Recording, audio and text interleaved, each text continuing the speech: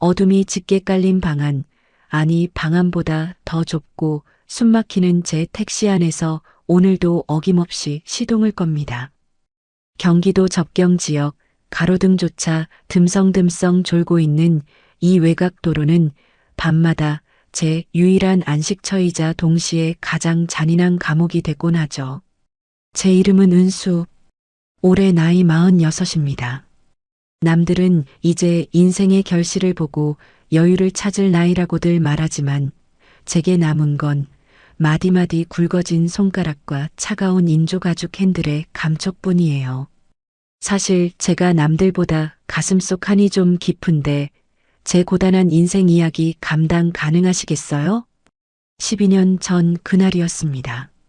예기치 못한 사고로 눈앞에서 소중한 가족을 한순간에 잃고 난 뒤 제 인생의 모든 색깔은 증발해버렸습니다. 아이의 해맑은 웃음소리가 문틈마다 배어있던 거실은 차가운 정막만이 감도는 무덤이 되었고 남편과 도란도란 나누던 따뜻한 저녁 식사 시간은 이제 기억조차 가물가물한 먼 나라 전설처럼 느껴집니다. 그날 이후로 저는 마음의 문을 아주 굳게 자물쇠를 몇 겹이나 채운 채 걸어 잠갔습니다. 매일 오후 6시 남들이 하루 일과를 마치고 사랑하는 가족이 기다리는 집으로 발걸음을 재촉할 때 저는 거꾸로 세상을 향해 나갑니다. 낡은 택시에 시동을 걸면 쿨럭거리며 힘겹게 터지는 엔진 소리가 들려오는데 그 소리가 마치 제 가슴 깊은 곳에서 터져 나오는 비명 같아 마음이 시릴 때가 한두 번이 아니었습니다. 밤새도록 도심의 화려한 불빛을 피해 인적이 드문 외곽도로만 골라 달리는 제 일상은 그야말로 무채색 그 자체였죠. 백미러에 비친 제 초점 없는 눈동자를 볼 때마다 저는 저 자신에게 묻곤 합니다. 은수야, 너는 대체 무엇을 위해서, 무엇을 기다리며 이 길 위를 유령처럼 떠돌고 있니? 하지만 돌아오는 건 타이어가 거친 노면을 긁어대며 내는 서글픈 마찰음뿐이었어요. 택시 안을 가득 채운 건 향긋한 방향제 냄새가 아닙니다. 손님들이 흘리고 간 비릿한 술 냄새, 그리고 삶의 고단함이 찌든 눅눅한 공기, 무엇보다 지독하게도 가시지 않는 제 고독의 냄새뿐이었죠. 뒷좌석에서 들려오는 연인들의 간지러운 속삭임도 술에 취해 세상 한탄을 쏟아내는 중년 사내의 푸념도 제게는 그저 스쳐 지나가는 무의미한 소음일 뿐이었습니다. 가끔 비라도 내리는 밤이면 와이퍼가 유리창을 닦아내는 규칙적인 소리에 맞춰 제 심장도 같이 덜컹거립니다. 46세 여자가 다시 누군가에게 사랑받고 다시 환하게 웃을 수 있을 거란 기대는 진작에 접었습니다. 아니, 사실은 그런 감정 자체가 제게는 사치라고 생각하며 살았어요. 그저 이 긴 밤이 빨리 지나가기를, 내일 아침 눈을 떴을 때 제 가슴을 짓누르는 이 부채감과 상실감이 조금만 더 무뎌져 있기를 바랄 뿐이었죠. 지독한 어깨 통증과 허리 통증은 이제 때려야 뗄 수 없는 고질병이 됐고 새벽 3시가 넘어가면 눈꺼풀은 천근만근 무거워집니다. 하지만 몸이 아픈 것보다 더 무서운 건 교대 시간을 마치고 돌아갈 그 텅 빈 집의 서늘함이었어요. 신발장에 놓인 제 신발 한 켤레가 그렇게 외로워 보일 수가 없더군요. 매일 새벽 차가운 물에 밥을 말아 먹으며 TV 속 연예인들의 가짜 웃음소리로 텅 빈 속을 채우는 일상. 그렇게 저는 스스로 만든 어둠의 감옥 속에 갇혀 영영 혼자 시들어갈 줄로만 알았습니다. 그런데 유난히 진눈깨비가 흩날리며 시야를 어지럽히던 어느 새벽녘이었습니다. 경기도와 서울의 경계, 인적조차 뚝 끊긴 외딴 도로변에서 제 차 헤드라이트 불빛 속으로 낯선 광경이 들어왔습니다. 험악한 인상의 취객 서너 명에게 둘러싸여 곤혹을 치르고 있는 한 남자. 그는 어딘가 지쳐 보였지만 눈빛만큼은 길 잃은 어린아이처럼 흔들리고 있었죠. 그 남자를 본 순간 12년 동안 누구에게도 열어주지 않았던 제 택시의 뒷문 잠금 장치를 풀어야만 할 것 같은 기묘한 이끌림을 느꼈습니다. 대체 그 삭막한 길 위에서 저를 기다리고 있던 그 남자는 누구였을까요? 그리고 그날의 그 짧은 멈춤이 제 무채색 삶에 어떤 파문을 일으키게 될까요? 멀리서 그 남자의 흔들리는 눈동자와 제 라이트가 정면으로 마주치는 순간 제 심장이 아주 작게 정말 오랜만에 요동치기 시작했습니다. 마치 멈춰있던 엔진이 다시 힘겹게 숨을 몰아쉬는 것처럼 말이죠. 자, 이제 이 새벽의 끝에서 만난 그 남자와 저의 기막힌 인연 이야기를 본격적으로 시작해 보려 합니다. 사실 그날 새벽 평소처럼 그냥 지나쳤다면 제 인생은 여전히 차가운 아스팔트 위를 떠도는 무채색이었을 겁니다. 진눈깨비가 가늘게 흩날리며 앞유리에 달라붙던 새벽 4시. 경기도 접경 지역의 그 황량한 국도는 지나다니는 차 한 대 없이 죽은 듯 고요했죠. 와이퍼가 슥슥 소리를 내며 시야를 닦아낼 때마다 제 고단한 눈꺼풀도 함께 떨리고 있었습니다.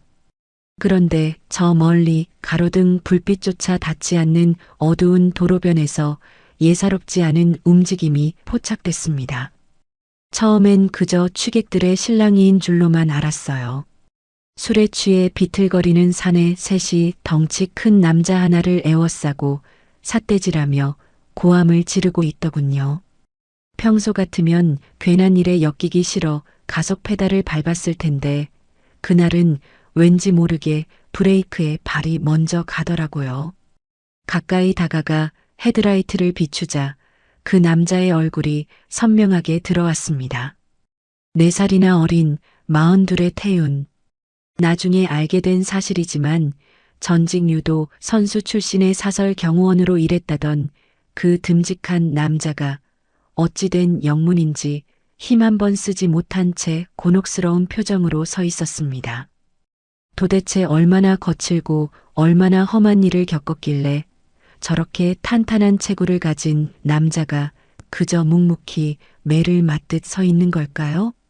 헬멧 실드 사이로 보이던 그 눈빛처럼 그의 눈동자는 어딘가 깊게 침잠해 있었습니다. 취객 중 한 명이 태윤의 가슴팍을 거칠게 밀치며 주먹을 휘두르려던 그 찰나 제 손은 본능적으로 경적을 길게 울렸습니다. 빵! 정적을 깨는 날카로운 소리에 사내들이 흠칫하며 고개를 돌렸습니다. 저는 창문을 조금 내리고 목소리에 힘을 주어 외쳤죠. 타세요. 빨리. 제 말에 그 남자가 멍하니 저를 쳐다보더군요. 그 짧은 순간 남자의 눈과 제 눈이 마주쳤습니다. 세상으로부터 고립된 섬 같은 두 영혼이 서로를 알아본 걸까요? 그는 서둘러 취객들 사이를 빠져나와 제 택시 뒷문을 벌컥 열었습니다. 남자가 차에 올라타자마자 낡은 택시의 서스펜션이 묵직하게 내려앉았습니다. 좁은 차 안은 금세 비릿한 진눈깨비 냄새와 남자의 거친 숨소리로 가득 찼죠.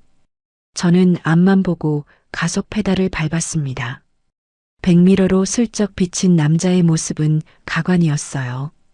옷매무새는 엉망이었고 뺨에는 빗물인지 땀인지 모를 액체가 흘러내리고 있었습니다. 괜찮으세요? 제가 조심스럽게 묻자 남자는 한참 만에야 낮은 목소리로 답했습니다. 고맙습니다. 정말 큰일 날 뻔했네요. 그 목소리가 어찌나 낮고 굵직한지 제 가슴 정중앙을 울리는 것 같았습니다. 12년 동안 남자의 온기라고는 느껴본 적 없는 제게 그의 묵직한 존재감은 위협적이라기보다 묘하게 든든한 바위처럼 느껴졌습니다. 남자는 전직 유도 선수였다는 게 믿기지 않을 만큼 얌전하게 뒷좌석에 앉아 있었습니다. 젖은 머리카락 사이로 드러난 짙은 눈썹과 꽉 담은 인매를 보는데 어딘가 산전수전 다 겪은 야생마 같은 느낌이 들더군요.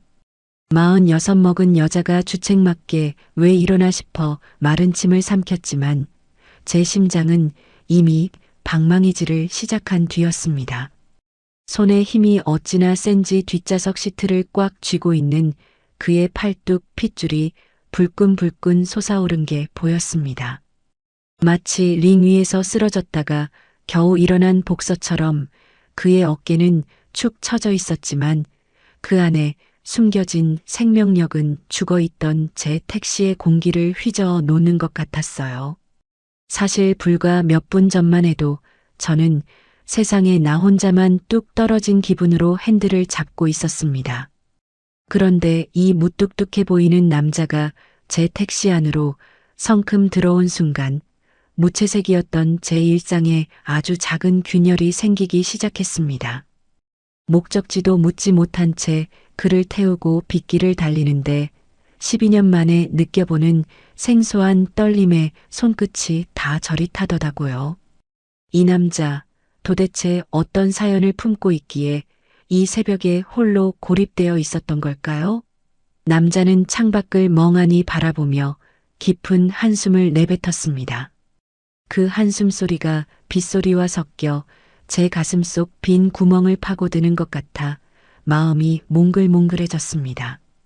15년 동안 스스로를 가두고 살았던 저처럼 이 남자도 어딘가 아픈 구멍이 나 있는 게 분명했습니다. 한참을 달리다 보니 어느새 비는 잦아들고 새벽 안개가 도로를 덮고 있었습니다. 저는 궁금했습니다. 이 짧은 우연이 정말 여기서 끝나는 걸까? 아니면 제 굳어버린 감정을 녹여줄 기적의 시작일까? 남자가 내릴 곳을 말하려 입을 여는 순간 저는 저도 모르게 백미러를 통해 그의 눈을 다시 한번 확인했습니다. 그렇게 우리는 새벽의 정막을 뚫고 낯선 동행을 이어갔습니다. 그저 스쳐 지나가는 손님인 줄로만 알았던 이 남자가 다음 날부터 제 택시 앞에 다시 나타나기 시작할 줄은 꿈에도 모른 채 말이죠. 투박한 그의 손길이 제 고장난 와이퍼를 건드리고 제 얼어붙은 일상의 온기를 불어넣기 시작한 그 기막힌 조력의 이야기는 지금부터가 진짜 시작입니다. 그날 새벽의 기막힌 승차 이후 제 무채색 같던 일상에 아주 이상한 변화가 생기기 시작했습니다. 분명히 목적지에 내려주고 번호판만 남기고 떠난 줄 알았던 그 남자, 태윤 씨가 제 택시에 다시 나타난 거예요. 한 번은 우연이라 쳐도 두 번, 세 번 반복되니 이건 우연이라고 하기엔 제 심장이 너무 요동치기 시작했습니다. 사실 제가 남들보다 경계심이 좀 강한 편인데 이 남자의 등장은 도저히 밀어낼 수가 없더라고요. 태윤 씨는 늘 제가 교대하기 직전 가장 몸과 마음이 너덜너덜해진 시간에 맞춰 귀신같이 나타나 뒷좌석에 몸을 실었습니다. 전직 유도 선수였다더니 그 떡 벌어진 어깨가 차 안을 가득 채울 때마다 좁았던 택시 안이 갑자기 꽉 차는 기분이었어요. 어느 날이었을까요? 유난히 비가 억수같이 쏟아지는데 낡은 와이퍼가 비명을 지르며 덜덜거리고 있었죠. 시야는 흐릿하고 어깨는 망치로 때리는 것처럼 쑤시는데 뒷좌석에 앉아있던 태윤 씨가 불쑥 입을 열더군요. 기사님, 잠시 차 좀 세워보시겠어요? 무뚝뚝한 그 한마디에 저는 영문도 모른 채 갓길에 차를 세웠습니다. 그는 빗속으로 성큼 걸어 나가더니 어디선가 챙겨온 연장을 꺼내 들었습니다. 쏟아지는 빗줄기를 온몸으로 맞으며 제 낡은 택시의 와이퍼를 뚝딱뚝딱 손보는데 젖은 티셔츠 위로 드러난 등 근육이 꿈틀거리는 게 백미러 너머로 다 보이더라고요. 46살이나 먹고 주책맞게 마른 침을 삼키며 그 뒷모습을 넋 놓고 바라보게 됐습니다. 이 남자의 거친 손길이 닿자마자 거짓말처럼 와이퍼 소음이 사라지고 유리가 깨끗해지는데 제 가슴속 묵은 때까지 씻겨 내려가는 기분이었어요. 그뿐만이 아니었습니다. 태윤 씨는 제가 밤샘 운전을 마치고 지쳐 있을 때면 검은 비닐봉지에 김이 모락모락 나는 단팥빵이나 따뜻한 배지미를 쓱 내밀곤 했습니다. 밤길 운전 위험하니까 당 떨어지면 안 됩니다. 무심하게 툭 내뱉는 말투가 어찌나 투박한지 고맙다는 말보다 먼저 웃음이 나올 뻔했죠. 봉지를 받아드는데 손가락 끝이 살짝 스쳤거든요. 그 짧은 찰나에 전해지는 남자의 온기가 어찌나 뜨거운지 12년 동안 얼음장 같았던 제 심장 한구석이 간지러워지더라고요. 46세 여자가 누군가에게 대접받고 보호받는 기분, 참 생소하면서도 떨리는 일이었어요.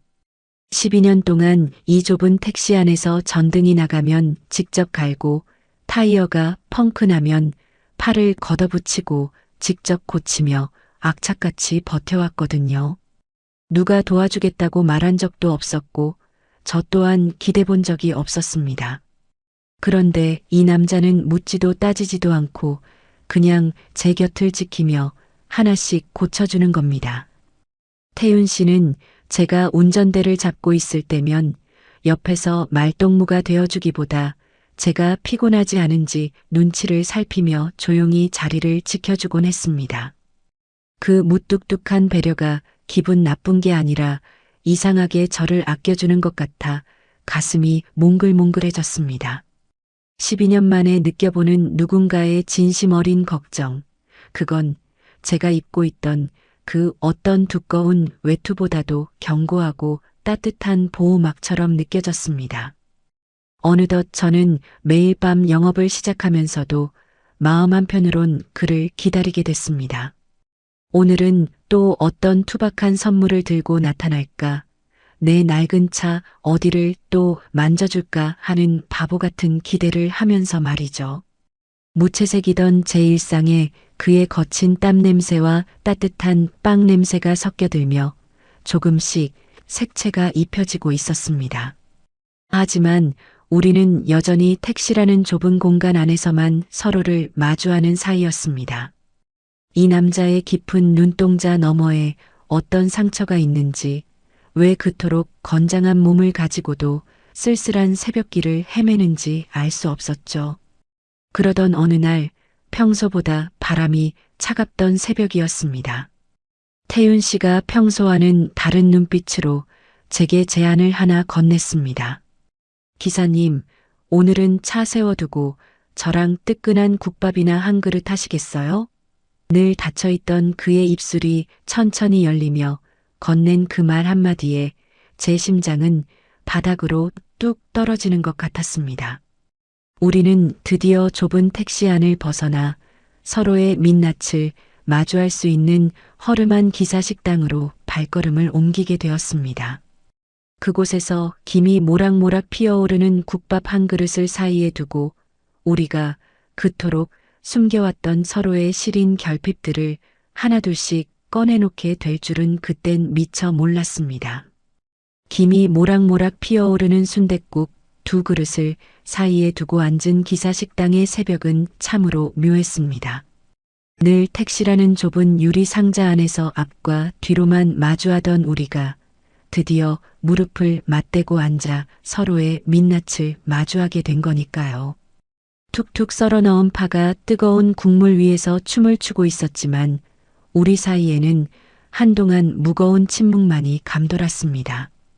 태윤 씨는 평소보다 더 무뚝뚝한 표정으로 숟가락만 만지작거리더군요. 그러다 결심한 듯 국밥 한 술을 크게 뜨더니 낮게 깔린 목소리로 입을 뗐습니다. 기사님, 사실 유도 그만두고 나서 한동안 사람 구실 못하고 살았습니다. 그 말 한마디가 제 가슴을 툭 치고 들어오더라고요. 전직 유도 선수, 사설 경호원. 겉보기엔 누구보다 단단해 보이던 그 어깨 뒤에 그런 시린 그림자가 있을 줄은 몰랐거든요. 부상 때문에 평생을 바친 매트를 떠나야 했을 때 태윤 씨는 세상을 다 잃은 기분이었다고 했습니다. 몸 하나 믿고 살았는데 그 몸이 망가지고 나니 갈 곳 없는 맹수처럼 밤거리를 전전하며 밑바닥 인생을 살았노다고 고백하더군요. 그 탄탄한 팔뚝에 새겨진 크고 작은 흉터들이 단순한 훈장이 아니라 그가 견뎌온 지독한 패배감의 흔적이라는 걸 깨닫는 순간 제 코끝이 찡해졌습니다. 저도 모르게 12년 동안 꾹꾹 눌러 담아왔던 제 속마음이 터져 나왔습니다. 태윤 씨, 저도 사실은 죽지 못해 핸들 잡고 있는 사람이에요. 12년 전 그날 제 부주의로 가족을 지키지 못했다는 그 죄책감이 문신처럼 제 온몸을 휘감고 있거든요. 남들은 잊으라 하지만 저는 그 기억의 감옥 속에서 매일 밤 스스로에게 채찍질하며 이 길 위를 달리고 있었던 겁니다. 제 고백에 태윤 씨가 숟가락을 내려놓고 제 눈을 가만히 응시했습니다. 그 눈빛에는 동정이 아니라 같은 어둠을 지나온 사람만이 가질 수 있는 깊은 이해가 담겨 있었죠. 가족을 지키지 못했다는 제 부채감과 꿈을 잃고 방황하던 그의 상실감이 식당 안의 차가운 공기 속에서 뒤섞였습니다. 우리는 서로의 결핍을 확인하며 누가 먼저랄 것도 없이 깊은 한숨을 내뱉었습니다.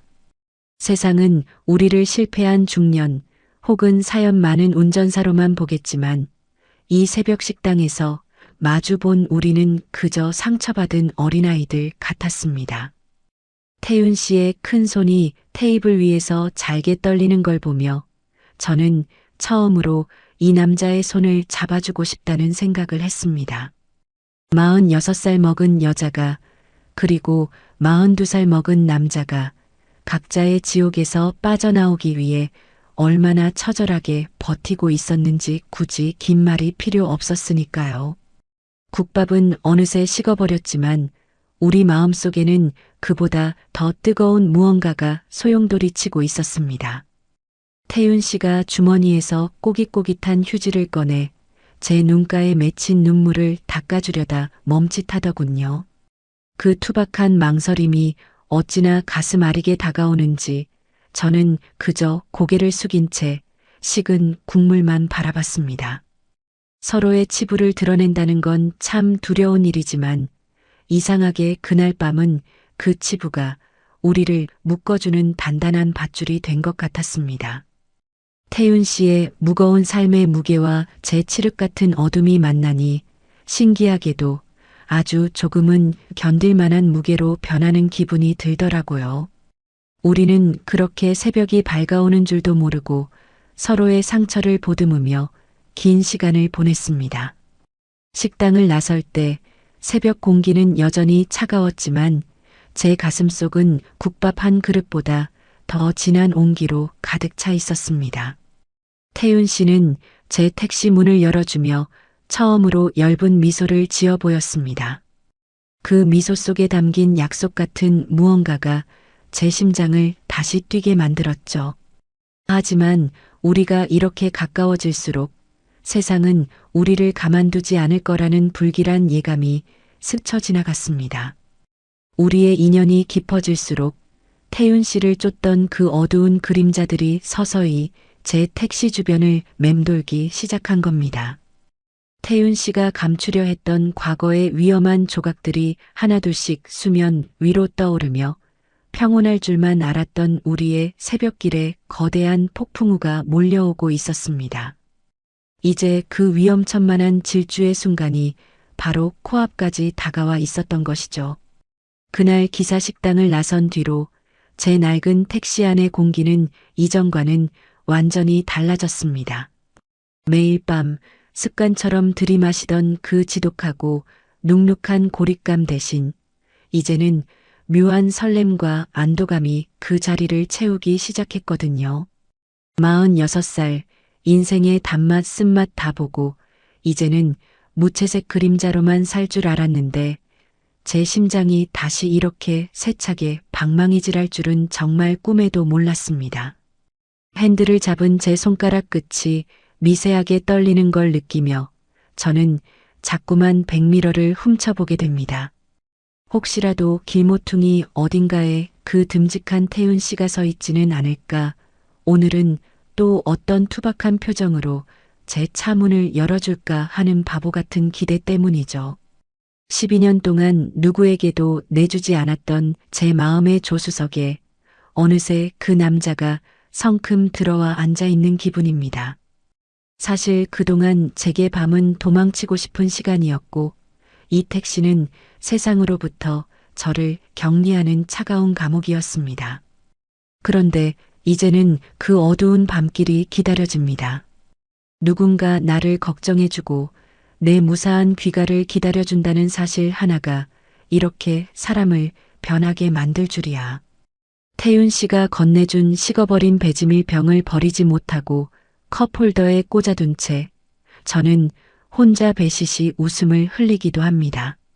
제 인생의 시계는 12년 전 그 사고 현장에서 멈춰버린 줄 알았습니다. 그런데 태윤 씨의 그 투박하고 거친 손이 제 고장난 와이퍼를 고쳐주던 그날, 제 멈춰버린 심장 태엽도 끼익 소리를 내며 다시 돌아가기 시작한 것 같아요. 그가 무심하게 툭 던지는 밤길 조심하세요라는 말 한마디가 제게는 그 어떤 화려한 사랑 고백보다 더 뜨겁고 진실하게 다가왔습니다. 가끔 손님을 태우고 가다가도 창밖으로 태윤 씨와 비슷한 체구의 남자만 보이면 저도 모르게 브레이크에 발이 갑니다. 그러다 아차 싶어 다시 가속 페달을 밟으며 제 붉어진 얼굴을 가리곤 하죠. 은수야, 내 나이가 몇인데 대체 왜 이러니 하며 스스로를 다그쳐보지만 이미 제 마음은 제 통제를 벗어나 그 남자에게로 달려가고 있었습니다. 태윤 씨는 참 신기한 사람이에요. 말수도 적고 표정도 무뚝뚝한데 그 사람이 제 택시에 오르는 순간 차 안의 온도가 2도는 올라가는 것 같습니다. 그가 앉았던 뒷좌석의 온기가 채 가시기 전에 저는 자꾸만 뒤를 돌아봅니다. 그가 남기고 간 희미한 땀 냄새와 비린 진눈깨비 향기가 이제는 제게 세상에서 가장 안심되는 향기가 되어버렸거든요. 고독이라는 놈은 참 즐겨서 평생 저를 따라다닐 줄 알았는데 누군가의 진심 어린 배려 앞에서는 힘없이 무너져 내리더군요. 12년 만에 처음으로 저는 내일 아침 눈을 뜨는 게 두렵지 않아졌습니다. 아니, 오히려 내일 밤 다시 핸들을 잡고 그 남자를 만날 시간을 손꼽아 기다리게 됐죠. 제 메마른 일상에 태윤 씨라는 단비가 내려 쩍쩍 갈라졌던 마음의 틈새마다 파릇한 싹이 돋아나는 것만 같았습니다. 하지만 이렇게 행복해도 되는 걸까 하는 불안감이 문득문득 엄습해오기도 합니다. 저 같은 여자에게 다시 찾아온 이 기적이 혹시라도 신기루처럼 사라져버릴까봐 저는 핸들을 더 꽉 쥐게 됩니다.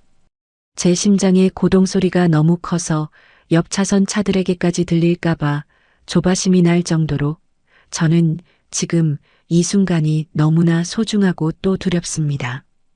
그렇게 한참 동안 태윤 씨 생각에 잠겨 밤거리를 달리고 있을 때였습니다. 갑자기 뒷차 한 대가 제 택시 뒤에 바짝 붙어 상향등을 번쩍이며 위협을 가해오기 시작하더군요. 처음엔 그저 거친 운전자인 줄로만 알았는데 차선을 바꿔도 끈질기게 따라붙는 그 검은 차량의 움직임이 예사롭지 않았습니다. 불길한 예감은 틀린 적이 없죠. 태윤 씨가 감추고 싶어 했던 그 위험한 과거의 그림자가 드디어 제 택시를 집어삼키려는 듯 거칠게 달려들고 있었습니다. 평화롭던 제 심장의 고동은 순식간에 공포의 질주로 바뀌었고 저는 살기 위해 핸들을 꺾으며 태윤 씨의 이름을 다급하게 부르기 시작했습니다. 과연 이 위험천만한 밤의 질주 끝에 우리를 기다리고 있는 것은 무엇일까요? 그 불길한 예감은 역시나 틀리는 법이 없더군요. 제 택시 뒤를 끈질기게 물고 늘어지던 그 검은 차량이 드디어 본색을 드러냈습니다. 한적한 외곽 도로변으로 제 차를 거칠게 밀어붙이더니 끼익 소름 끼치는 마찰음을 내며 앞을 가로막아 서더라고요. 심장이 덜컥 내려앉아 핸들을 잡은 손등에 핏줄이 곤두섰습니다. 12년 전 그날의 공포가 머릿속을 스치며 온몸의 피가 차갑게 식는 기분이었죠. 차 문을 박차고 나온 건 험상궂은 인상의 사내였습니다. 문을 쾅쾅 두드리며 당장 나오라고 고함을 지르는데 그 살벌한 눈빛을 보니 태윤 씨가 왜 그토록 새벽길을 떠돌며 고립되어 있었는지 단번에 알겠더군요. 태윤 씨의 과거와 얽힌 지독한 채무 관계자, 그 어둠의 그림자가 드디어 제 평온했던 택시 안까지 침범해 들어온 겁니다. 무서워서 뒷좌석 아래로 몸을 숨기고 싶던 그 찰나였습니다. 어디선가 나타난 태윤 씨가 제 차 앞을 가로막아 섰습니다. 평소 제 앞에서 빵봉투를 내밀며 쑥스럽게 웃던 그 순한 모습은 온데간데 없고 야생마 같은 눈빛을 한 전직 유도 선수의 위압감이 온몸에서 뿜어져 나왔습니다. 사내가 태윤 씨의 멱살을 잡으려던 순간 태윤 씨의 커다란 손이 번개처럼 움직여 사내의 손목을 낚아챘습니다. 아! 소리와 함께 사내가 바닥으로 고꾸라지는데 태윤 씨는 미동도 없이 그를 내려다보며 낮게 의조리더군요. 이 여자 건드리지 마라. 죽는 수가 있다. 그 단호하고 묵직한 목소리가 제 귓가를 때리는데 신기하게도 제 떨림이 잦아들기 시작했습니다. 12년 동안 세상 모든 위험으로부터 나 자신을 지키기 위해 고슴도치처럼 가시를 세우고 살았는데 누군가 내 앞을 막아준다는 게 이런 기분이구나 싶더라고요. 사내가 궁시렁대며 도망치듯 차를 몰고 사라진 뒤에도 태윤 씨는 한참 동안 제 차 앞을 지키고 서 있었습니다. 거칠어진 숨을 몰아쉬며 저를 돌아보는 그의 눈동자에는 저를 향한 미안함과 걱정이 가득 배어 있었죠. 기사님 무서웠죠? 미안합니다. 나 때문에. 그가 건넨 그 짧은 사과에 저는 참았던 눈물이 왈칵 쏟아질 뻔했습니다. 태윤 씨의 그 듬직한 등을 보고 있으니 문득 그런 생각이 들었습니다. 이 남자 곁이라면 12년 동안 제가 꽁꽁 닫아 걸었던 저 마음의 빗장을 이제는 정말 풀어도 되지 않을까? 이 사람의 투박한 손을 잡는다면 지긋지긋한 이 어둠 속 택시를 벗어나 다시 환한 세상 밖으로 걸어 나갈 수 있지 않을까 하는 용기가 샘솟더라고요. 46, 다시 시작하기엔 너무 늦은 나이라고만 생각했는데 태윤 씨가 만들어준 그 찰나의 평온함이 제게 새로운 생명력을 불어넣어 주었습니다. 은수야, 너도 이제 행복해질 자격이 있어. 너도 이제 사랑받으며 살아도 돼. 제 마음속 깊은 곳에서 누군가 속삭이는 것 같아 가슴이 벅차올랐습니다. 하지만 세상은 참으로 얄궂습니다. 이제 막 서로의 상처를 보듬으며 희망의 빛을 보려던 우리 앞에 생각지도 못한 마지막 시련이 기다리고 있었거든요. 태윤 씨를 쫓던 그림자는 그 사내 하나가 아니었습니다. 더 깊고 더 어두운 과거의 수렁이 우리를 향해 입을 벌리고 있었고 그 거대한 소용돌이 속에서 저는 태윤 씨를 지키기 위해 인생 최대의 선택을 내려야만 했습니다. 자, 이제 이 위험천만한 새벽의 질주가 어떤 마지막 종착역을 향해 달려가게 될까요? 제 인생의 모든 색깔을 되찾아준 그 남자와의 마지막 운명적인 순간이 이제 막 시작되려 하고 있습니다. 그 눈물겨운 종착지의 이야기가 궁금하시다면 조금만 더 제 목소리에 귀를 기울여 주세요. 어느덧 세상의 소음이 잦아든 새벽 3시, 우리는 약속이라도 한 듯 강변공원의 한적한 주차장에 차를 세웠습니다.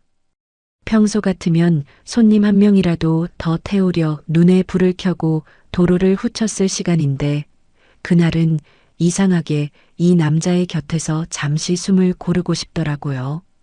차창 밖으로 흐르는 강물 위로 도시의 불빛들이 일렁이는데 그 모습이 마치 제 흔들리는 마음 같아 한참을 멍하니 바라봤습니다. 옆자리에 앉은 태윤 씨는 한참 동안 말이 없었습니다. 평소처럼 무뚝뚝한 표정이었지만 그의 큰 손이 무릎 위에서 가느다란 떨림을 반복하는 걸 보며 저는 직감했죠. 이 남자가 지금 생애 가장 어려운 고백을 준비하고 있다는 거요. 정적을 깨고 들려온 그의 목소리는 평소보다 더 낮고 묵직하게 제 가슴팍을 파고들었습니다. 기사님, 아니 은수 씨. 제가 그동안 참 많이 생각해 봤습니다. 운동 그만두고 세상 밑바닥을 전전하며 제 몸뚱이 하나 건사하는 것도 버겁다고 생각하며 살았거든요. 그런데 은수 씨 택시에 올라탄 그날부터 제 마음속에 이상한 욕심이 하나 생기더라고요. 이 좁고 외로운 택시 안에서 혼자 핸들을 부여잡고 버티는 당신의 그 가냘픈 어깨를 이제는 제가 좀 감싸주고 싶다는 욕심 말입니다. 그의 투박한 진심이 담긴 말 한마디에 제 심장은 제멋대로 요동치기 시작했습니다. 46살 누군가에게 보호받는다는 건 이미 오래전 포기하고 살았던 제게 태윤 씨의 말은 마치 기적처럼 들렸습니다. 그는 제 눈을 가만히 응시하며 덧붙였습니다. 평생 당신 옆자리 그 조수석 같은 사람이 되고 싶습니다. 은수 씨가 지쳐서 핸들을 놓치고 싶을 때 언제든 기댈 수 있는 그런 든든한 사람 말이에요. 그 말을 듣는 순간 12년 동안 제 가슴을 짓눌러 왔던 그 무거운 바위 덩어리가 스르르 녹아내리는 기분이었습니다. 제가 무슨 대단한 사람이라고 이 듬직한 남자가 제 곁을 지키겠다고 하는 걸까요? 고마움과 미안함, 그리고 말로 다 할 수 없는 벅찬 감정이 뒤섞여 저는 결국 고개를 떨구고 눈물을 쏟아냈습니다. 태윤 씨는 그런 저를 다그치지 않고 그저 커다란 손을 뻗어 제 어깨를 가만히 감싸 안아주었습니다. 그의 품은 생각보다 훨씬 더 따뜻하고 견고했습니다. 12년 만에 처음으로 느껴보는 남자의 온기, 그리고 나를 온전히 이해해주는 사람의 숨결. 강바람은 차가웠지만 그와 맞닿은 어깨 끝에서 전해지는 열기 덕분에 저는 더 이상 춥지 않았습니다. 우리는 한동안 그렇게 서로의 체온을 나누며 밤이 깊어가는 강변을 말없이 지켜보았습니다. 태윤 씨, 저 정말 행복해도 되는 걸까요? 제 물음에 그는 제 손을 꽉 쥐며 대답했습니다. 당연하죠. 우리 둘 다 너무 오래 어둠 속을 헤매왔잖아요. 이제는 같이 빛으로 나갈 때도 됐습니다. 그 확신에 찬 목소리에 저는 비로소 마음의 빗장을 완전히 풀 수 있었습니다. 그래, 이 남자라면 내 남은 생을 온전히 맡겨도 되겠구나 하는 확신이 들었죠. 우리는 강변공원 벤치에 앉아 우리가 함께할 미래를 하나둘씩 그려나갔습니다. 새벽마다 택시를 타는 게 아니라 같이 따뜻한 아침 밥상을 마주하는 소박한 일상. 더 이상 죄책감에 시달리지 않고 서로의 상처를 약 삼아 치유해가는 시간들. 꿈만 같은 이야기들이 우리 사이에 오가며 무채색이었던 제 세상에 드디어 따뜻한 분홍빛이 스며들기 시작했습니다. 그렇게 우리의 긴 밤은 희망이라는 이름으로 저물어가고 있었습니다. 하지만 인생은 늘 예상치 못한 반전을 숨겨두고 있는 법이죠. 우리가 이렇게 서로의 손을 꼭 맞잡고 새로운 내일을 꿈꾸고 있을 때 제 휴대폰 진동 소리가 고요한 정적을 깼습니다. 발신인을 확인하는 순간 제 얼굴은 순식간에 창백해졌고 태윤 씨의 눈빛 또한 다시 날카롭게 변했습니다. 우리가 꿈꿨던 그 평온한 미래를 시샘이라도 하듯 마지막으로 우리를 시험할 거대한 폭풍이 몰려오고 있었습니다. 이제 이 마지막 관문을 넘어서야만 우리는 진정한 빛으로 나갈 수 있겠죠. 과연 그 마지막 질주의 끝에서 우리는 웃을 수 있을까요? 제 인생의 가장 찬란하고도 치열했던 그 마지막 순간의 이야기를 이제 들려드리려 합니다. 강변공원에서 맞이했던 그 달콤한 꿈결 같은 새벽은 안타깝게도 그리 오래가지 못했습니다. 46살 인생에 처음으로 찾아온 분홍빛 봄날이건만 세상은 저 같은 여자에게 그리 쉽게 행복을 허락할 마음이 없었나 봐요. 며칠 뒤 유난히 안개가 짙게 깔려 앞이 제대로 보이지 않던 그 불길한 목요일 새벽이었습니다. 늘 제 교대 시간에 맞춰 따뜻한 캔커피를 들고 나타나던 태윤 씨가 보이지 않았습니다. 처음엔 그저 조금 늦는 거겠지. 몸이 좀 안 좋은가 싶어 애써 태어난 척 핸들을 잡고 주위를 살폈죠. 그런데 저 멀리 가로등 불빛도 희미한 막다른 골목 입구에서 낯익은 태윤 씨의 뒷모습이 보였습니다. 반가운 마음에 경적을 살짝 울리려던 찰나 제 손은 허공에서 그대로 굳어버리고 말았습니다. 번호판도 없는 시커먼 대형 승용차 세대가 태윤 씨를 에워싸듯 가로막아 서더니 검은 양복을 입은 사내들이 기다렸다는 듯 쏟아져 나왔습니다. 태윤 씨는 저항하려는 듯 주먹바람을 일으키며 맞섰지만 머릿수에는 장사가 없더군요. 마치 먹잇감을 낚아채는 짐승들처럼 그들은 태윤 씨를 거칠게 잡아 끌어 차 안으로 밀어 넣었습니다. 태윤 씨, 안 돼. 제 비명은 닫힌 차 유리창을 뚫지 못했고 검은 차량들은 비릿한 타이어 타는 냄새만 남긴 채 안개 속으로 순식간에 사라져버렸습니다. 12년 전 가족을 잃던 그날처럼 제 눈앞에서 소중한 사람이 연기처럼 증발해버린 거예요. 손발이 덜덜 떨리고 숨이 가빠와서 핸들을 잡을 수가 없었습니다. 도대체 그들이 누구인지, 태윤 씨를 어디로 끌고 간 건지 머릿속이 하얘졌습니다. 그날 이후 기사들 사이에서는 입에 담기도 무서운 흉흉한 소문들이 독버섯처럼 피어오르기 시작했습니다. 휴게실에서 커피 한 잔 마시려는데 기사들이 수군거리는 소리가 제 가슴에 대못을 박더군요. 그 덩치 큰 양반, 사실은 저기 밑바닥 조직에서 이름께나 날리던 해결사였다며 어쩐지 눈빛이 보통 내기가 아니더라니. 전직 유도 선수는 무슨 사람 패는 게 일이었던 놈이라니까. 근거도 없고 출처도 모를 그 독한 말들이 제 귀를 어지럽혔습니다. 제가 옆에서 지켜본 태윤 씨는 와이퍼 소리에 가슴 아파하고 길 잃은 고양이에게 간식을 나눠주던 따뜻한 사람이었는데 말이죠. 사람들은 보고 싶은 것만 보고 믿고 싶은 대로 짓거려댔습니다. 그가 과거에 어떤 어둠 속에 있었든 제게는 유일하게 빛을 건네준 사람이었는데 세상은 그를 다시 차가운 콘크리트 밑바닥으로 끌어내리고 있었습니다.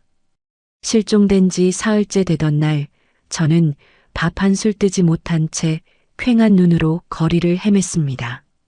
경찰에 신고도 해봤지만 연고도 없는 성인 남자의 실종은 우선순위에서 밀려나기 일쑤였죠. 기사 식당에서 같이 국밥을 먹으며 미래를 약속했던 그 자리에 앉아 있으면 당장이라도 태윤 씨가 문을 열고 들어와 은수 씨, 늦어서 미안합니다 하며 웃어줄 것만 같아 눈물이 멈추지 않았습니다.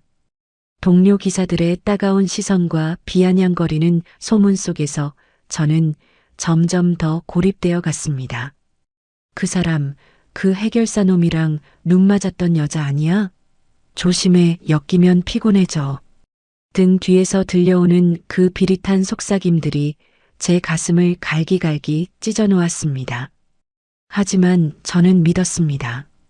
태윤 씨는 절대 그런 사람이 아니라고, 아니 설령 그런 과거가 있었다 해도 지금의 그는 저를 지켜주려던 단 하나의 진심이었다는 것을요. 지독한 고독이 다시 저를 덮쳐오고 있었습니다. 12년 전보다 더 깊고 더 어두운 나락으로 떨어지는 기분이었죠. 하지만 이번에는 달랐습니다. 예전에 저는 그저 주저앉아 울기만 했지만 이제 제 손에는 태윤 씨가 고쳐준 와이퍼가 있고 제 가슴에는 그가 불어넣어준 뜨거운 용기가 남아 있었으니까요. 저는 결심했습니다.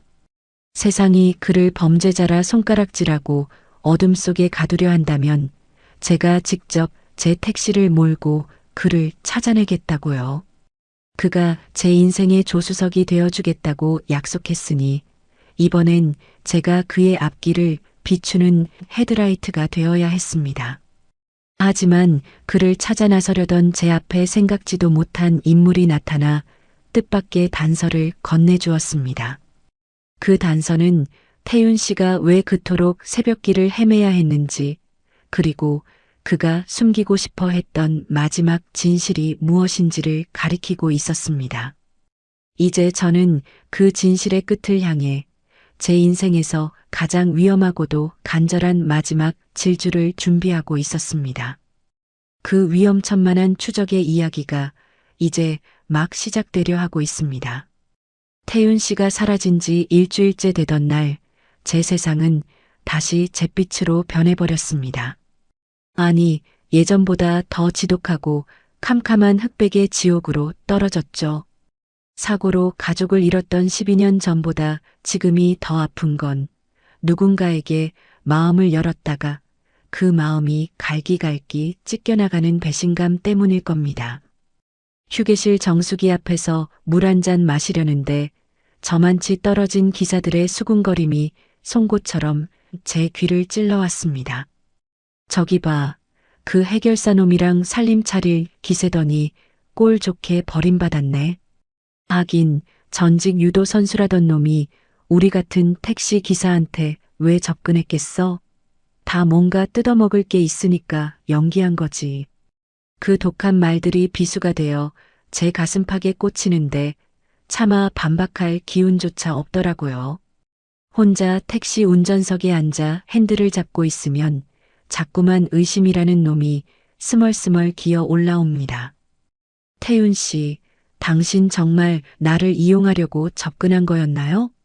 그날 새벽 취객들에게 둘러싸여 곤혹을 치르던 그 모습도, 내 낡은 와이퍼를 고쳐주던 그 투박한 손길도, 기사 식당에서 눈물을 닦아주며 평생 조수석이 되어주겠다던 그 고백도 전부 다 저를 속이기 위한 연기였던 걸까요? 생각해보니 너무나 완벽한 타이밍이었잖아요. 12년 동안 마음의 문을 닫고 살던 불쌍한 중년 여자 앞에 듬직한 체구에 사연 있는 눈빛을 한 남자가 나타나 구해주처럼 굴었던 게 말이죠. 제가 가진 거라고는 이 낡은 택시 한 대와 지독한 외로움뿐인데 그 사람은 대체 제게서 무엇을 가져가려고 가토록 정성스럽게 저를 속였던 걸까요? 배신감보다 더 무서운 건 다시 혼자가 되었다는 공포였습니다. 그 짧은 며칠 동안 태윤 씨의 온기에 길들여져 버린 제 몸과 마음이 이제는 그가 없는 새벽 공기를 견디지 못하고 비명을 지르고 있었습니다. 컵홀더에 꽂힌 채 먼지가 쌓여가는 그 낡은 베지밀 병을 볼 때마다 제 어리석음이 너무나 원망스러워 핸들을 주먹으로 내리치며 엉엉 울기도 했습니다. 은수야, 내가 그러면 그렇지. 너 같은 여자에게 무슨 봄날이 오겠니? 12년 전에도 그랬잖아. 내가 행복하려고 할 때마다 소중한 것들이 다 사라졌잖아. 스스로를 자책하며 다시 고독의 껍질 속으로 기어 들어갔습니다. 이제는 지나가는 사람들의 눈길조차 무서워 선글라스를 깊게 눌러쓰고 누구와도 눈을 마주치지 않은 채 기계처럼 엑셀을 밟았습니다. 밤거리는 여전히 화려한 불빛들로 가득하지만 제 눈에는 그저 차가운 네온 사인일 뿐이었습니다. 태윤 씨가 앉았던 뒷좌석은 이제 지독한 냉기만이 감돌고 백미러로 비치는 제 눈동자는 초점을 잃은 채 유령처럼 떠돌고 있었죠. 다시는 누군가를 믿지 않겠다고, 다시는 이 지옥 같은 희망 따위 품지 않겠다고 수천 번을 다짐하며 저는 점점 더 깊은 나락으로 침잠해 갔습니다.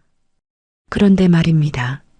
태윤 씨가 사라지기 직전 제게 남겼던 그 마지막 눈빛이 자꾸만 환영처럼 제 눈앞을 가로막는 겁니다. 공포에 질린 저를 안심시키려던 그 절박하고도 슬픈 눈동자. 만약 그 눈빛마저 거짓이었다면 이 세상에 진실이라는 게 존재하기나 하는 걸까요? 절망의 끝에서 모든 것을 포기하려던 그 순간 제 택시 뒷문에 거친 손길이 닿았습니다. 태윤 씨를 끌고 갔던 그 검은 차량의 사내들과는 또 다른 전혀 예상치 못한 인물이 제 차에 올라탄 겁니다. 그 손님은 제게 낡은 봉투 하나를 내밀며 믿기 힘든 이야기를 쏟아내기 시작했습니다. 태윤 씨가 실종되기 전 목숨을 걸고 지키려 했던 마지막 비밀이 그 봉투 안에 들어 있었죠. 저는 떨리는 손으로 그 봉투를 받아들었습니다.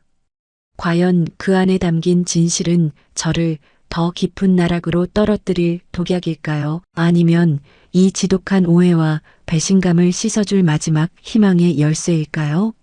제 인생을 송두리째 뒤흔들 마지막 반전의 이야기가 이제 그 봉투와 함께 열리려 하고 있습니다. 손님이 건네준 낡은 봉투를 뜯어보는 제 손끝이 미세하게 떨리고 있었습니다. 그 안에는 몇 장의 서류와 함께 태윤 씨의 필체로 적힌 짧은 메모가 들어있더군요. 내용을 한 줄 한 줄 읽어내려가는데 제 가슴속을 가득 채웠던 그 지독한 배신감과 의심들이 순식간에 하얀 연기가 되어 흩어지는 기분이었습니다. 세상에, 태윤 씨, 당신 대체 어떤 싸움을 하고 있었던 건가요? 알고 보니 태윤 씨는 그저 운이 없어 밑바닥을 전전하던 전직 유도 선수가 아니었습니다. 그는 사설 경호원으로 일하던 시절 대한민국을 뒤흔들 만한 거대 기업의 추악한 비리를 목격하고 그걸 세상에 알리려 했던 핵심 내부 고발자였던 거예요. 그가 전직 유도 선수의 그 듬직한 체구로 밤거리의 위협을 견뎌내며 외로이 사투를 벌였던 건 오로지 정의를 지키기 위한 고독한 전쟁이었습니다. 그날 새벽 검은 차량들에 둘러싸여 강제로 끌려가듯 사라졌던 건 조직의 보복이 아니라 검찰의 긴급 신변 보호 조치였다고 합니다. 증인 보호 프로그램에 따라 외부와의 연락이 일체 차단된 채 그는 가장 안전하지만 가장 외로운 곳으로 옮겨졌던 거죠. 기사들 사이에서 돌던 그 흉측한 소문들, 해결사니 조직원이니 하는 말들은 모두 그를 깎아내리고 입을 막으려는 자들이 퍼뜨린 비겁한 가짜 뉴스였습니다. 서류 사이에서 발견한 태윤 씨의 메모에는 이렇게 적혀 있었습니다. 은수 씨, 미리 말하지 못해서 정말 미안합니다. 당신을 위험에 빠뜨리고 싶지 않았어요. 내가 지키고 싶었던 건 이 진실뿐만 아니라 매일 새벽 내 택시를 운전해주던 당신의 그 따뜻한 미소였습니다. 조금만 기다려주세요.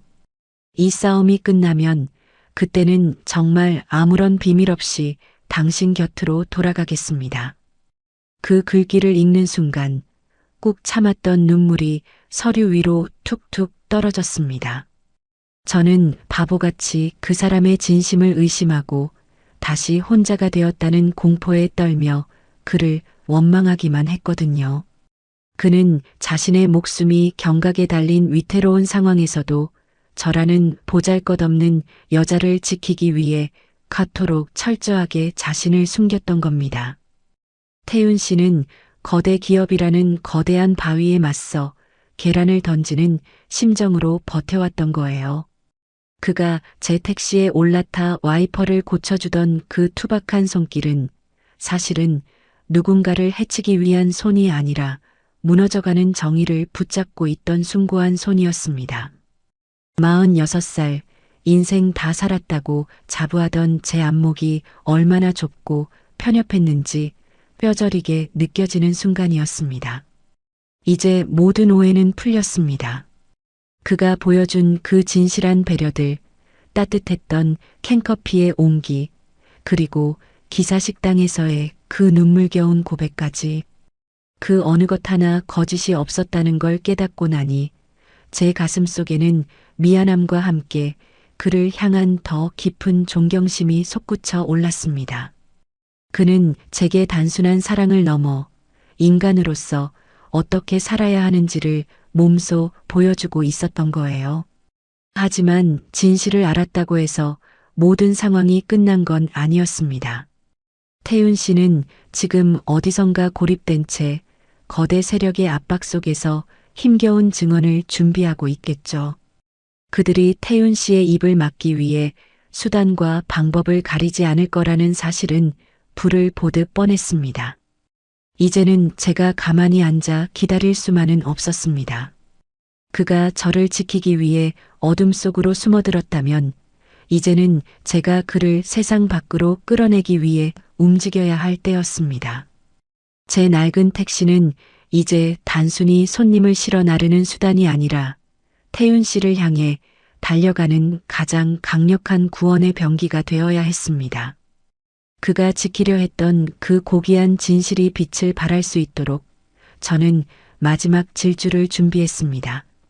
그런데 제가 운전대를 잡고 시동을 걸려던 그 찰나 차창 밖으로 낯익은 얼굴 하나가 비쳤습니다. 태윤 씨를 신변 보호하고 있다는 검찰 측 인사가 아닌 예전에 제 택시를 위협했던 그 거대 기업의 그림자가 다시 제 주변을 맴돌기 시작한 겁니다. 그들은 태윤 씨의 유일한 약점이 바로 저라는 사실을 이미 알고 있었습니다. 이제 제 목숨을 담보로 태윤 씨의 증언을 막으려는 그들의 마지막 협박이 시작되려 하고 있었습니다. 저는 핸들을 꽉 쥔 채 제 인생에서 가장 위험하고도 치열한 도박을 시작해야만 했습니다. 태윤 씨를 구하고 진실을 밝히기 위한 이 마지막 사투의 끝에는 과연 무엇이 기다리고 있을까요? 이제 그 숨막히는 마지막 대결의 현장으로 여러분을 초대합니다. 빗줄기가 앞유리를 사정없이 때리던 그날 새벽은 제 인생에서 가장 길고도 시린 밤이었습니다.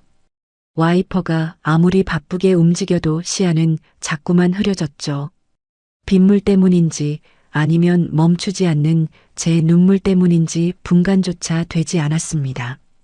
태윤 씨가 남긴 그 편지를 가슴팍에 품고 그저 그가 나타났던 그 길목을 유령처럼 맴돌고 있었을 뿐입니다. 은수야, 제발 나타나줘. 아니, 살아만 있어줘. 제발. 그렇게 간절히 기도하며 엑셀을 밟던 찰나였습니다. 쏟아지는 장대비 사이로 낯익은 실루엣 하나가 제 택시 헤드라이트 불빛 속으로 쑥 들어왔습니다. 너무 놀라 브레이크를 밟았고 타이어가 비명을 지르며 아스팔트 위를 미끄러졌습니다. 차가 멈추자마자 제 시야에 들어온 건 흠뻑 젖은 채 제 차 앞을 가로막고 서 있는 그 사람, 태윤 씨였습니다. 심장이 멎는 것 같았습니다. 저는 문을 열고 뛰쳐나갔습니다. 빗줄기가 온몸을 적시는 것도 모른 채 그저 그 사람에게로 달려갔습니다. 일주일 전보다 부쩍 수척해진 얼굴, 하지만 그 깊은 눈망울만은 여전히 저를 향해 따뜻한 빛을 내뿜고 있더군요. 태윤 씨는 비틀거리는 제 어깨를 단단히 붙잡았습니다. 은수 씨, 늦어서 미안합니다. 정말 미안해요. 그 목소리를 듣는 순간 제 안에 쌓여있던 모든 불안함과 의심, 그리고 지독했던 그리움이 본물 터지듯 터져 나왔습니다. 저는 태윤 씨의 젖은 가슴팍에 머리를 묻고 아이처럼 엉엉 울기 시작했습니다. 나를 버린 줄 알았다고, 당신이 정말 나쁜 사람인 줄 알았다고, 다시 혼자가 된 줄 알고 너무 무서웠다고. 제 주먹 섞인 원망을 그는 묵묵히 다 받아주었습니다. 태윤 씨의 커다란 손이 제 젖은 머리카락을 쓰다듬으며 저를 더 꽉 끌어안았습니다.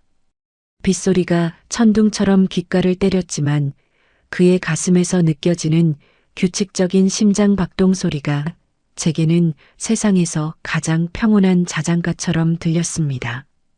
12년 동안 얼어붙어 있던 제 상처가 이 빗줄기에 씻겨 내려가는 기분이었어요. 우리는 그렇게 길 한복판에서 서로를 놓지 못한 채 한참 동안 눈물을 흘렸습니다. 태윤 씨는 제 귀에 대고 속삭였습니다. 은수 씨, 이제 다 끝났습니다. 이제 다시는 당신 곁을 떠나지 않을게요. 그 약속이 어찌나 든든한지 저는 비로소 숨을 쉴 수 있을 것 같았습니다. 46살, 인생의 끝자락에서 만난 이 남자가 제게 건네는 온기는 쏟아지는 빗줄기보다 훨씬 더 강렬하고 뜨거웠습니다. 우리는 서로의 얼굴을 확인하며 다시 한번 깊게 포옹했습니다. 빗물이 얼굴을 타고 흘러내려 눈도 제대로 뜨기 힘들었지만 맞잡은 두 손의 힘만큼은 절대로 풀지 않았습니다. 이제야 비로소 제가 돌아가야 할 집을 찾은 기분이었죠. 낡은 택시의 엔진 소리조차 들리지 않는 그 빗속의 정막 속에서 우리는 오직 서로의 숨결에만 집중했습니다. 하지만 우리는 알고 있었습니다. 오해가 풀리고 재회했다고 해서 모든 것이 해결된 것은 아니라는 사실을요. 태윤 씨는 여전히 거대 기업의 비리를 밝혀야 하는 위험한 증인이었고 그를 쫓던 어두운 세력은 여전히 우리 주변을 맴돌고 있었습니다. 이 빗줄기가 그치고 나면 우리는 다시 한번 생존을 위한 마지막 전쟁터로 뛰어들어야 했습니다. 태윤 씨는 제 손을 꼭 잡고 제 택시 조수석으로 향했습니다. 이제 당신이 운전하는 이 택시를 타고 가장 높은 곳으로 올라가 그들의 죄를 세상에 밝히러 가야 합니다. 그의 비장한 각오가 서린 눈빛을 보며 저도 결심했습니다. 제 낡은 택시가 그를 지키는 가장 견고한 요새가 되어줄 거라고 말이죠. 우리는 다시 차에 올라탔습니다. 빗물에 젖은 시트 위로 서로의 체온이 섞여들며 묘한 긴장감과 결의가 차 안을 가득 채웠습니다. 이제 이 길의 끝에는 무엇이 기다리고 있을까요? 법정이라는 거대한 심판대 위에서 우리가 마주하게 될 마지막 진실의 무게는 얼마나 무거울까요? 저는 심호흡을 하며 기어를 넣었습니다. 태윤 씨의 손이 제 손등 위로 겹쳐졌고 우리는 거센 빗줄기를 뚫고 진실을 향한 마지막 질주를 시작했습니다. 그 세차게 쏟아지던 빗줄기가 씻겨 내려간 뒤 거짓말처럼 맑은 하늘이 열렸습니다. 태윤 씨의 그 용기 있는 증언이 뉴스 속보를 타고 온 세상에 퍼지기 시작했거든요. 거대 기업의 추악한 비리가 낱낱이 밝혀지고 정의를 위해 고독하게 싸워온 그의 삶이 세상 밖으로 드러나자 저를 괴롭히던 그 지독한 소문들도 순식간에 잦아들었습니다. 휴게실에서 저를 보면 슬금슬금 피하거나 비아냥거렸던 기자들의 눈빛이 하루아침에 바뀌는 걸 보며 참 세상사 요지경이라는 생각이 들더군요. 어이 은수 씨, 그 태윤 씨라는 양반 정말 대단한 사람이더라고. 우리가 오해해서 미안해. 슬쩍 다가와 커피 한 캔을 내미는 동료 기사의 손길에 저는 그저 엷은 미소만 지어 보였습니다. 칭송받고 싶어서 한 일이 아니라는 걸 태윤 씨의 진심이 어디에 있었는지 저는 누구보다 잘 알고 있었으니까요. 태윤 씨는 드디어 그 무거운 짐을 내려놓고 제 택시 조수석에 당당하게 올라탔습니다. 이제 더 이상 어두운 골목에서 숨어서 기다릴 필요도 검은 차량들의 눈치를 보며 가슴 졸일 필요도 없어진 거죠. 우리는 창문을 활짝 열고 눈부신 햇살이 쏟아지는 도심 한복판을 달렸습니다. 46살 먹은 여자가 42의 듬직한 남자와 손을 맞잡고 이렇게 당당하게 거리를 누빌 줄이야. 12년 동안 제 세상을 짓눌렀던 그 칙칙한 무채색의 장막이 걷히고 비로소 천연색의 풍경들이 제 눈 속으로 쏟아져 들어왔습니다. 강변도로를 따라 드라이브를 하는데 태윤 씨가 제 손등을 가만히 덮으며 속삭이더군요. 은수 씨, 이제는 숨지 않아도 됩니다. 우리가 지켜낸 건 진실만이 아니라 우리의 당당한 내일이기도 하니까요. 그 낮은 목소리에 제 심장은 다시 한번 건강하게 요동쳤습니다. 남들의 시선이 두려워 늘 고개를 숙이고 다녔던 제가 이제는 허리를 꼿꼿이 펴고 그와 발맞춰 걷고 있었습니다. 우리는 번화가 한복판에 차를 세우고 내렸습니다. 수많은 인파 속에서도 우리는 서로의 손을 놓지 않았죠. 사람들의 시선이 느껴졌지만 그건 더 이상 비난이나 의심이 아니었습니다. 정의를 지켜낸 영웅과 그의 곁을 지켜준 강인한 여인을 향한 경외심 섞인 눈길이었죠. 태윤 씨의 넓은 어깨가 제 옆에 있다는 것만으로도 저는 세상 그 무엇도 두렵지 않은 여자가 된 기분이었습니다. 길거리 카페에 앉아 마주보는 커피 한 잔의 여유가 이렇게 달콤할 줄은 몰랐습니다. 늘 택시 안에서 종이컵에 든 식은 커피만 마시던 제게 태윤 씨와 나누는 이 소박한 일상은 그 어떤 명품보다 값진 선물이었죠. 그는 제 눈가에 어린 웃음을 보며 함께 소리내어 웃었습니다. 12년 전 사고 이후 제 웃음소리가 이렇게 맑고 청아하게 들렸던 적이 있었나 싶어 스스로도 놀랄 정도였습니다. 우리는 해방감을 만끽하며 지는 노을을 바라보았습니다. 이제는 밤이 찾아오는 게 두렵지 않습니다. 오히려 그 어둠 속에서 우리가 피워낼 새로운 희망의 꽃들이 기대될 뿐이었죠. 태윤 씨는 제 손가락 사이사이로 자신의 손가락을 끼워 넣으며 깍지를 꽉 끼웠습니다. 이 단단한 결속이 우리를 더 멀리, 더 밝은 곳으로 데려다 줄 거라는 확신이 들었습니다. 하지만 인생은 늘 달콤한 휴식 뒤에 새로운 시작을 준비하게 만듭니다. 태윤 씨가 제게 건넨 그 당당한 외출의 끝에서 우리는 그저 연인으로 남는 것을 넘어 더 큰 꿈을 꾸기 시작했거든요.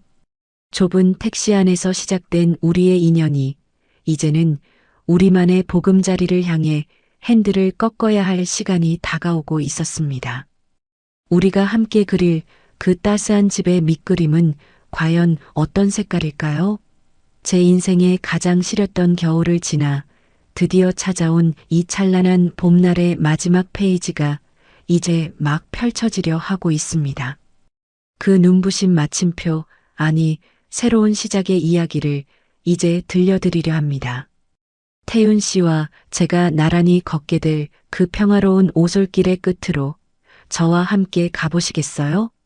사실 46살 제 인생에 이렇게 활기찬 아침이 찾아올 줄은 꿈에도 몰랐습니다.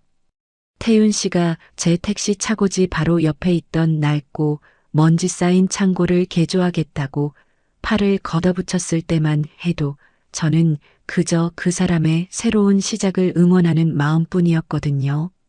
그런데 그 칙칙하던 공간이 아이들의 힘찬 기합소리와 웃음소리로 가득 차는 걸 보며 제 메마른 가슴에도 파릇파릇한 생기가 돋아나기 시작했습니다. 태윤 씨는 이제 정장을 벗어 던지고 편안한 도복 차림으로 아이들을 맞이합니다. 전직 유도 선수의 그 매서운 눈빛은 어디 갔는지 동네 꼬마들 앞에서는 그저 덩치 큰 강아지처럼 허허 웃으며 호신술을 가르치더군요. 위험한 세상에서 스스로를 지키는 법을 가르치겠다며 아이들의 자세를 하나하나 잡아주는 그 투박한 손길을 볼 때마다 저는 창고 문틈으로 몰래 그 모습을 훔쳐보며 혼자 미소 짓곤 합니다. 제 낡은 택시도 이제는 외로운 섬이 아닙니다. 낮에는 평소처럼 손님들을 실어 나르며 열심히 도로를 누비지만 이제는 돌아갈 곳이 있고 기다려주는 사람이 있다는 사실이 핸들을 잡은 제 팔에 기분 좋은 긴장감을 불어넣어 줍니다. 손님들이 내릴 때 건네는 수고하세요라는 말 한마디도 예전에는 무미건조한 소음이었는데 이제는 제 삶을 응원해주는 따뜻한 위로처럼 들리더라고요. 진짜 변화는 해가 뉘엿뉘엿 저무는 밤에 시작됩니다. 교대 시간을 마친 제가 택시를 세워두면 태윤 씨는 기다렸다는 듯 방범대 조끼를 챙겨 들고 나타납니다. 우리는 나란히 어깨를 맞대고 동네 구석구석을 순찰하죠. 가로등이 깜빡거리는 어두운 골목길도, 술에 취해 비틀거리는 행인이 있는 위험한 사거리도 태윤 씨의 든든한 등 뒤에서 걷다 보면 더 이상 두려운 공간이 아니게 되었습니다. 은수 씨, 저기 골목 끝 가로등이 나갔네요. 내일 구청에 연락해서 고쳐달라고 합시다. 태윤 씨가 무심하게 툭 던지는 그 말들이 모여 우리 동네를 조금씩 더 밝게 만들고 있었습니다. 12년 동안 제 슬픔만 가두고 살았던 이 동네가 이제는 우리가 함께 지켜나가야 할 소중한 공동체로 보이기 시작한 거예요. 방범 활동을 하다 보면 동네 주민분들이 먼저 다가와 인사를 건넵니다. 기사님, 오늘도 고생 많으시네요. 하며 건네주시는 따뜻한 음료수 한 병에 제 가슴은 국밥 한 그릇 먹은 것처럼 든든해집니다. 고립된 유령처럼 밤거리를 떠돌던 제가 이제는 누군가에게 도움을 주고 안심을 주는 존재가 되었다는 사실이 믿기지 않을 만큼 벅차오릅니다. 태윤 씨의 호신술 교실 아이들도 밤에 저희를 마주치면 관장님, 기사님 하고 달려와 품에 안기곤 합니다. 그 천진난만한 아이들의 온기를 느끼며 저는 생각합니다. 12년 전 제가 잃어버렸던 그 소중한 온기들이 어쩌면 이런 형태로 제게 다시 돌아오고 있는 건지도 모르겠다고요. 슬픔은 나눌수록 작아지고 행복은 나눌수록 커진다는 그 흔한 말이 제 인생의 진실이 되어 다가오고 있었습니다. 우리는 순찰을 마치고 늦은 밤 작은 평상에 앉아 시원한 물 한 잔을 나눠 마십니다. 밤하늘의 별들이 유난히 가깝게 느껴지는 그런 밤이면 태윤 씨는 제 손을 가만히 잡고 우리가 함께 읽어온 이 소박한 평화에 대해 이야기합니다. 은수 씨 덕분에 제가 다시 세상 밖으로 나올 수 있었습니다. 고맙습니다. 그 진심 어린 고백에 저는 그저 그의 어깨에 살며시 머리를 기댈 뿐입니다. 하지만 이렇게 평화로운 일상 속에서도 제 마음 한편에는 늘 미뤄두었던 숙제 하나가 남아 있었습니다. 태윤 씨와 함께하는 이 새로운 보금자리가 완벽해지기 위해서는 제가 12년 동안 차마 발걸음을 떼지 못했던 그곳, 제 아픈 기억이 멈춰 있는 그 현장을 이제는 마주해야 할 때가 온 것이요. 태윤 씨는 제 마음을 읽기라도 한 듯 어느 날 아침 제 택시 키를 대신 받아들며 말했습니다. 은수 씨, 이제는 같이 가요. 그곳에 그의 단단한 눈빛을 보며 저는 드디어 용기를 냈습니다. 과거의 상처를 뒤로하고 진정한 내일로 나아가기 위한 우리 인생의 마지막 여행이 이제 막 시작되려 하고 있었습니다. 과연 그곳에서 저는 12년 동안 갇혀있던 제 자신을 비로소 용서해 줄 수 있을까요? 달빛이 유난히도 차창을 타고 부드럽게 흘러들던 밤이었습니다. 하루 일과를 마치고 차고지에 세워둔 제 낡은 택시 안은 세상에서 가장 아늑하고 고요한 우리들만의 성소가 되어 있었죠.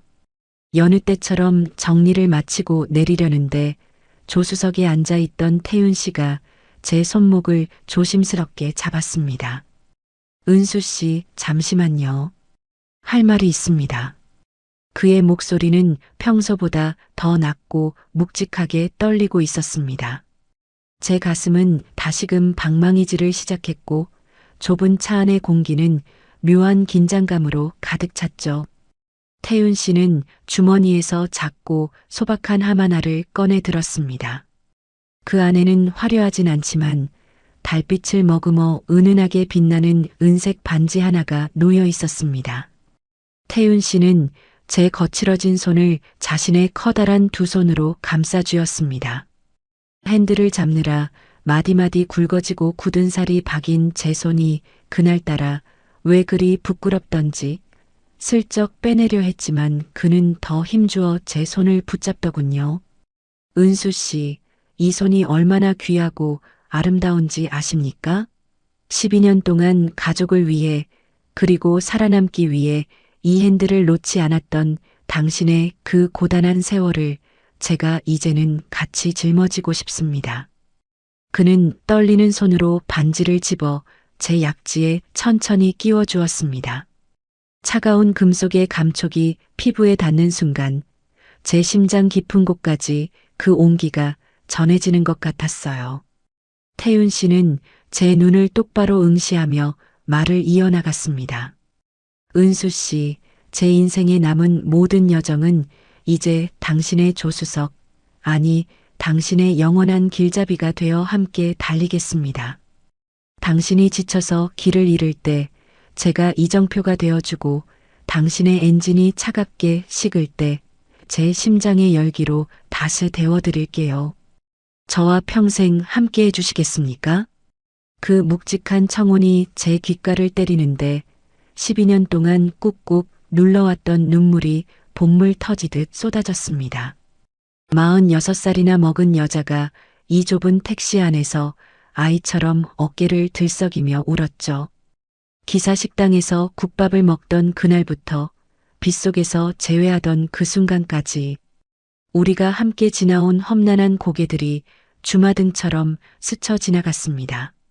저는 대답 대신 그의 넓은 가슴팍에 고개를 묻었습니다. 태윤 씨의 강인한 팔이 저를 꼭 끌어안았습니다. 낡은 택시 시트의 가죽 냄새와 그의 투박한 체온이 섞여들며 저는 비로소 제가 이 세상에서 가장 안전한 곳에 도착했다는 확신이 들었습니다. 그래요, 태윤 씨. 저도 당신 없이는 이제 이 길을 혼자 달릴 자신이 없어요. 제 인생의 마지막 승객이자 영원한 동행자가 되어주세요. 제 속삭임에 그는 제 머리카락에 깊게 입을 맞추었습니다. 은색 반지는 달빛 아래서 마치 약속이라도 하듯 반짝이고 있었습니다. 12년 전 잃어버렸던 제 인생의 빛깔들이 이 작은 반지 하나를 통해 다시 제 삶으로 돌아오고 있었죠. 우리는 한참 동안 그 좁은 택시 안에서 서로의 숨결을 나누며 앞으로 펼쳐질 수많은 새벽길을 함께 그려보았습니다. 이제 더 이상 어둠은 두렵지 않았습니다. 제 곁에는 저를 위해 목숨까지 걸었던 세상에서 가장 든든한 길잡이가 있으니까요. 우리는 그렇게 달빛이 부서지는 택시 안에서 서로의 영혼을 약속했습니다. 하지만 우리의 이 찬란한 시작을 완성하기 위해서는 마지막으로 넘어야 할 산이 하나 더 남아 있었습니다. 태윤 씨는 제 손을 꽉 쥐며 다시 한번 저를 안심시켜 주었죠. 은수 씨, 이제는 정말 그곳에 갈 준비가 된 것 같네요. 12년 동안 당신을 가뒀던 그 기억의 종착역 말이에요. 저는 심호흡을 하며 고개를 끄덕였습니다. 그의 반지와 그의 약속이 제게는 그 어떤 방패보다 견고한 용기가 되어 주었거든요. 이제 우리는 12년 전 멈춰버린 제 시간의 태엽을 다시 돌리기 위해 그 아픈 기억이 서린 마지막 장소를 향해 핸들을 꺾으려 합니다. 그곳에서 마주하게 될 제 마지막 눈물과 화해의 이야기는 과연 어떤 모습일까요? 이제 이 기나긴 밤의 질주가 끝나는 마지막 종착지의 풍경을 여러분께 보여드리려 합니다. 마침내 12년이라는 긴 시간 동안 제 가슴을 짓누르던 그 무거운 족쇄를 풀어낼 시간이 왔습니다. 태윤 씨와 나란히 앉아 핸들을 잡은 제 손 위로 달빛보다 더 환하게 빛나는 은색 반지가 반짝이고 있었죠. 우리는 약속이라도 한 듯 제가 12년 동안 차마 근처에도 가지 못했던 그 사고 현장을 향해 천천히 차를 몰았습니다. 그곳은 여전히 차갑고 적막했지만 제 곁에 앉은 태윤 씨의 온기 덕분에 더 이상 숨이 막히지 않았습니다. 저는 차에서 내려 국화 한 송이를 내려놓으며 마음속으로 수천 번도 더했던 사죄의 말을 건넸습니다. 얘야, 엄마 이제 울지 않을게. 이제는 내 곁을 지켜주는 든든한 사람이 생겼단다. 그 사람과 함께 내가 못다한 세상 구경까지 다하며 열심히 살아볼게. 지켜봐 주렴. 제 어깨를 감싸주는 태윤 씨의 커다란 손길이 느껴졌습니다. 그의 눈가에도 옅은 이슬이 맺혀 있었죠. 부상으로 꿈을 잃고 밑바닥을 전전하며 세상을 원망했던 그와 죄책감이라는 감옥에 스스로를 가두고 유령처럼 밤거리를 떠돌던 저. 우리는 인생의 벼랑 끝에서 서로의 손을 맞잡은 덕분에 비로소 추락하지 않고 다시 일어설 수 있었습니다. 서로의 흉터가 서로에게는 가장 귀한 약이 된 셈이죠. 이제 우리는 다시 택시에 올라탔습니다. 이 낡은 택시는 이제 슬픔을 실어 나르는 수단이 아닙니다. 우리의 새로운 꿈과 아이들의 기합 소리와 동네 사람들의 따뜻한 인사를 가득 채운 희망의 방주가 되었죠. 태윤 씨가 조수석에서 제 안전벨트를 다시 한번 꼼꼼히 확인해주며 말했습니다. 은수 씨, 준비됐습니까? 우리의 새로운 목적지는 행복입니다. 저는 힘차게 고개를 끄덕이며 시동을 걸었습니다. 쿨럭거리던 엔진 소리가 오늘따라 어찌나 경쾌하게 들리는지 마치 우리 앞날을 축복하는 박수 소리 같더라고요. 기어를 넣고 엑셀을 밟자 택시는 안개 거친 새벽길을 뚫고 힘차게 나아갔습니다. 백미러로 비치는 제 얼굴에는 12년 만에 처음으로 가식없는 환한 미소가 번지고 있었습니다. 인생의 시린 겨울을 지나 드디어 만난 우리의 찬란한 봄날. 우리는 이제 더 이상 뒤를 돌아보지 않을 겁니다. 앞유리 너머로 펼쳐진 눈부신 아침 해를 향해 우리는 세상에서 가장 행복한 동행을 시작했습니다.